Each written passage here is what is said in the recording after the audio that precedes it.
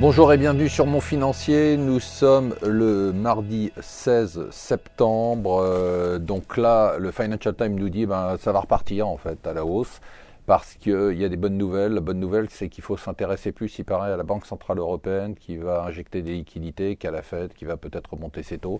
Alors vous savez que cette fameuse réunion démarre ce soir et que les spécialistes sont formels.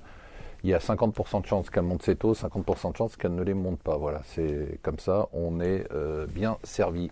Alors, ça c'est sympa, ça arrive tellement peu qu'on peut se réjouir. C'est la une du Financial Times qui nous dit qu'il y a un scandale aux États-Unis parce que General Electric veut délocaliser 500 emplois, d'où où eh bien, en France, alors ne vous réjouissez pas trop, il s'agit juste d'une lutte politique parce que les Républicains ont bloqué les allocations à l'équivalent de la COFAS américaine. Donc c'est une partie de bras de fer. Bien évidemment, le Wall Street Journal nous parle des migrants.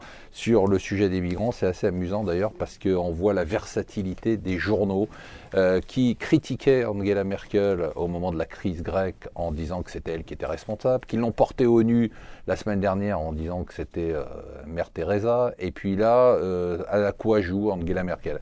Bien, à quoi joue Angela Merkel ? Elle essaye simplement de contrôler l'afflux de centaines de milliers de migrants que les autres pays ne veulent pas accueillir.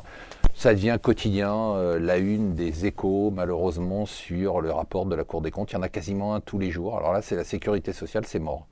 C'est-à-dire qu'il n'y a aucune chance qu'on atteigne l'équilibre, c'est un déficit abyssal et ça sera comme ça jusqu'à 2021 tant qu'on n'aura pas bien évidemment fait les réformes qu'il faut faire. Et à côté de ça, regardez ce qu'on nous annonce, tout simplement que France Télévisions pourrait perdre 50 millions d'euros en 2016. Voilà, rien que ça, avec votre argent. Et ce soir, si comme moi, si justement pas comme moi, vous restez réveillé tard le soir, vous pourrez regarder le show de Donald Trump. C'est le deuxième débat républicain. Il caracole en tête de tous les sondages. Voilà, restez avec nous sur Mon Financier.